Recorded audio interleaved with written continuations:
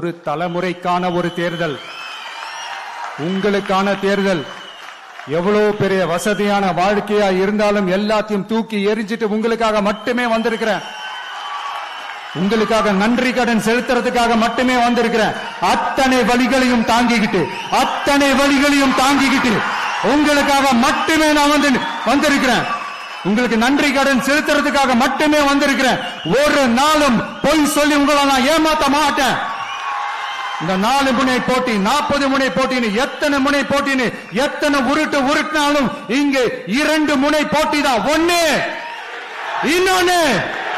ஒன்னு டிவிகே, இன்னொன்னு டிஎம்கே. மக்கள் விரோத ஆட்சி நடத்துற ஸ்டாலின் சார் வேணுமா, மக்களை நேசிக்கிற விஜய் வேணுமா? அவ்வளவுதான் இந்த தேர்தலே.